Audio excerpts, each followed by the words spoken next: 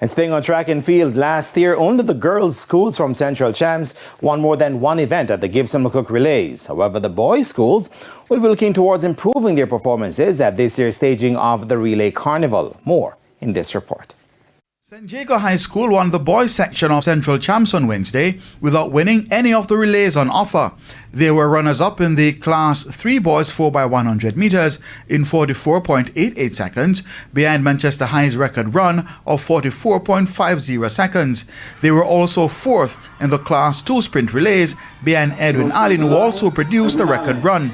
The boys from Mount Street, Spanish Town didn't field a Class 1 team in either the sprint relay or sprint medley and finished down the track in their 4x400 meters heat behind Alphonsus Davis for the 8th fastest time overall. And while they are expecting to turn around their fortunes at the Gibson Mccook Relays, there will be fielding a small team.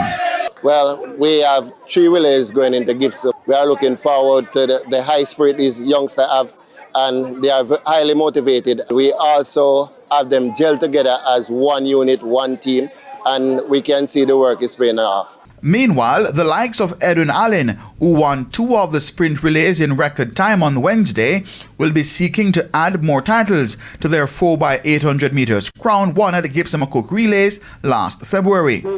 And Alphonsus Davis, who not only won the 4x4 with the fastest time overall, but also won the sprint medley, will be hoping to add to their medley and mixed relay titles from the Gibson Mccook Relays last year. In the meantime, last year, the girls from Edwin Allen won 2 of the 4 sprint relays on offer, as well as the sprint medley at the Relay Carnival. In 2 days' time, they'll be looking to defend those titles, especially after clocking a record 44.70 seconds to win the Class 1 event at the Central Championships. The Class 4 quartet is also aiming to defend their title, and while admitting their winning run wasn't easy at Central Champs, they are planning to put on a show. It was a very hard leg, but we pushed through and come and dominate our relay team. We're looking to go out there and dominate the field, and we can break the record. The Class 3 team is aiming to make amends this year after their dominant display at Central Champs. What are you looking forward towards Gibson? Just look out for us. Just look out for us.